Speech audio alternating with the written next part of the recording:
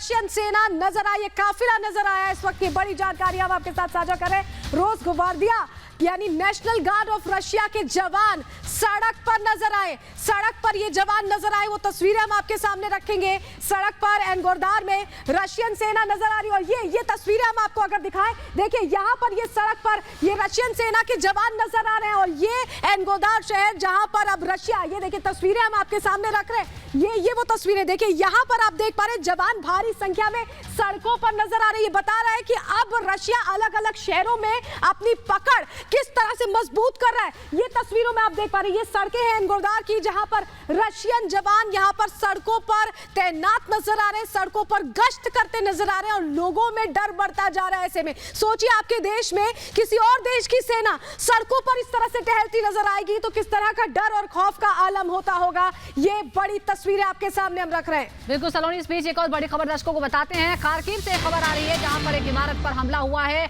इस बिल्डिंग पर मिसाइलें दागी गई हैं और वीडियो भी सामने आया है कि किस तरह से एक इमारत को निशाना बनाया गया है, मिसाइल से उस पर हमला हुआ है।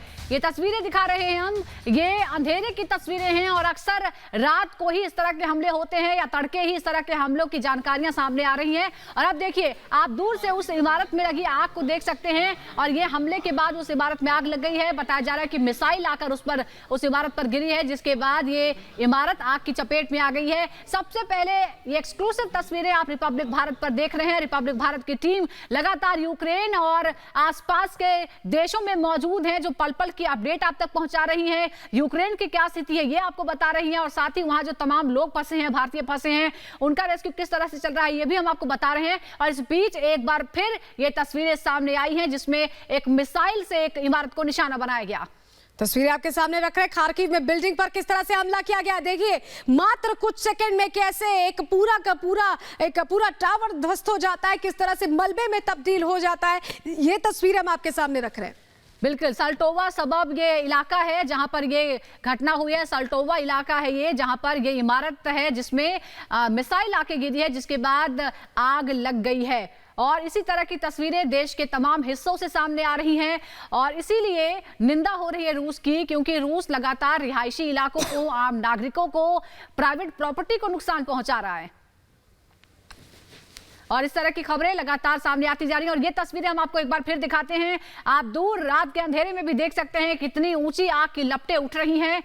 अभी स्पष्ट नहीं है कि क्या उस इमारत में लोग रह रहे थे, क्या किसी को नुकसान भी हुआ है, कोई घायल हुआ है, लेकिन तस्वीरों में आप दूर से देख सकते हैं कि इमारत में आग लगी हुई है और बताया जा रहा है कि मिसाइल हमले के बाद ही ये आग लगी है। और आग देखिए आप किस तरह से ऊपर से नीचे तक, आपको शायद दूर से थोड़ी मुश्किल हो रही होगी, लेकिन इमारत के ज्यादातर फ्लोर पर आग लग चुकी है। तो तस्वीरें लगातार आपके सामने हम रख रहे हैं, लेकिन कहां अब तक हमले हुए हैं, कहां यूक्रेन में नुकसान पहुंचाया गया है, ये भी जरा हम ग्राफिक्स के जरिए आपको बताते हैं। आप देख पा रहे हैं ये यूक्रेन का नक्शा है और यहां पर सबसे पहले राजधानी कीव को टारगेट किया गया है। कीव के अलावा खार्किव जो पुरानी राजधानी है और दूसरा बड़ा शहर है, उसको लगातार यहां पर निशाना बनाया जा रहा है। इसके अलावा बुका, चेरनिहाइव, सुमी, दोनेत्स्क, ओडेसा, ये वो इलाके जहां पर लगातार तेजी से हमले हो रहे हैं और इन इलाकों में कई जगहों पर रशिया का यह दावा है कि रशिया ने सीज कर लिया, यानी अपने कब्जे में ले लिया इन इलाकों को। चेरनिहाइव को लेकर यह दावा आ रहा है। कीव और खार्किव को घेरा गया। खेरसन की हमने तस्वीरें दिखाई किस तरह से काफिला नजर आ रहा है। इसके अलावा सुमी में भी इसी तरह के हालात बने हुए। सुमी में भी हमने देखा था एक बड़ा काफिला रशियन सैन्य वाहनों का नजर आया था। खार्किव के भी हालात वैसे ही हैं। दोनेत्स्क और बुका और ओडेसा में भी लगातार रशियंस हमला कर रहे हैं। तो अब आपको अगले 5 मिनट में 5 रिपोर्ट्स दिखाएंगे किस तरह के हालात बने हुए हैं यूक्रेन के अलग अलग इलाकों में, जिससे आप यूक्रेन रूस युद्ध, महायुद्ध की खबर आपको पता चल जाएगी। हर खबर आप इस रिपोर्ट के जरिए समझ पाएंगे।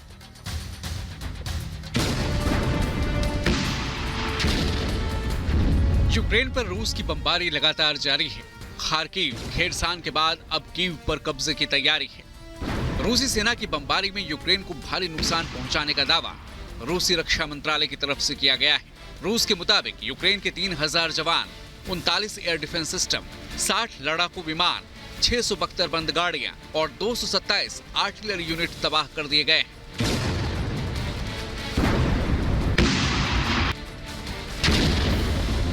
वहीं यूक्रेन ने 10,000 से ज्यादा रूसी सैनिकों को मारने का दावा किया है। साथ ही 269 टैंक, 945 बख्तरबंद गाड़ियां और 105 आर्टिलरी यूनिट को नेस्तनाबूद करने का भी दावा किया गया है।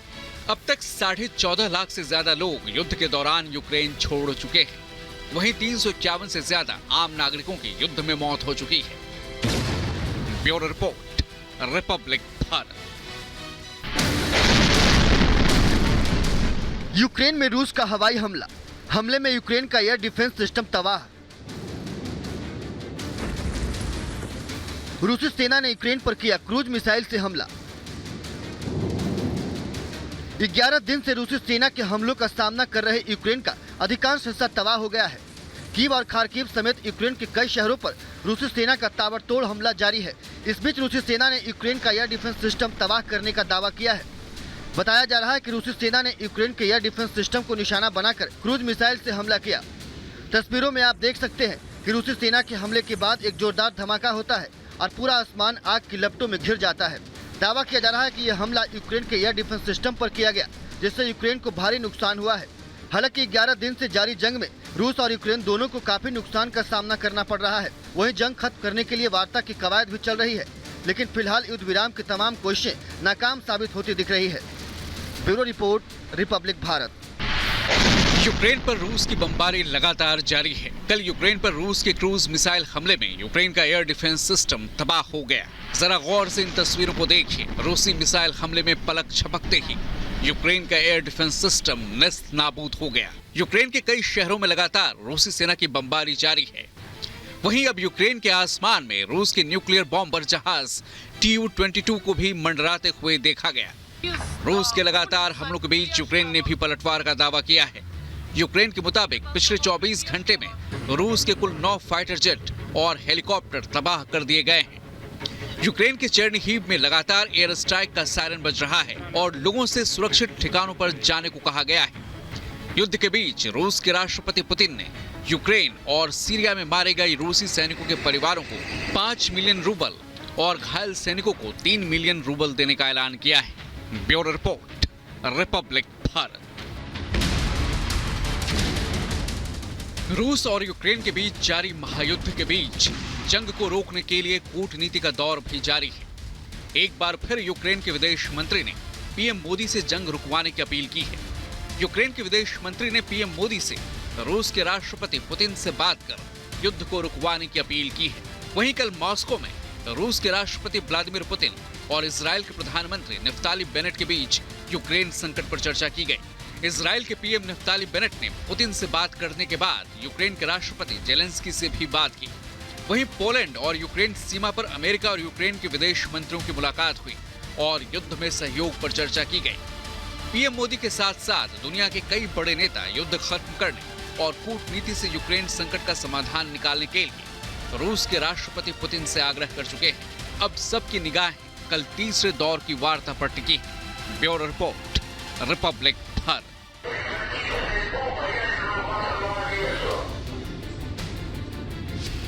यूक्रेन के एनरहोदर में शुक्रवार तड़के रूसी सेना के हमले के बाद ज़पोरिज़िया न्यूक्लियर प्लांट में आग लग गई थी। हमले के बाद ज़पोरिज़िया के न्यूक्लियर प्लांट में आग की तस्वीरों ने दुनिया की चिंताएं बढ़ा दी थी। अब न्यूक्लियर पावर प्लांट के कंट्रोल रूम का नया वीडियो सामने आया है, जिसमें लाउड स्पीकर से प्लांट पर गोलीबारी रोकने की अपील की जा रही थी। ज़पोरिज़िया में न्यूक्लियर पावर प्लांट में आग की तस्वीरों ने चेरनोबिल प्लांट में हुए हादसे की याद को ताज़ा कर दिया था। हालांकि रूस ने ज़पोरिज़िया में न्यूक्लियर पावर प्लांट पर हमले की बात से इनकार करते हुए कहा था कि रूस की सेनाएं प्लांट को कब्जे में लेकर उसकी हिफाजत कर रही हैं। यूक्रेन की बिजली उत्पादन का 1/4 हिस्सा ज़पोरिज़िया न्यूक्लियर पावर प्लांट से ही आता है और ये पावर प्लांट यूरोप का सबसे बड़ा परमाणु संयंत्र कहा जाता है। Bureau report, Republic Bharat.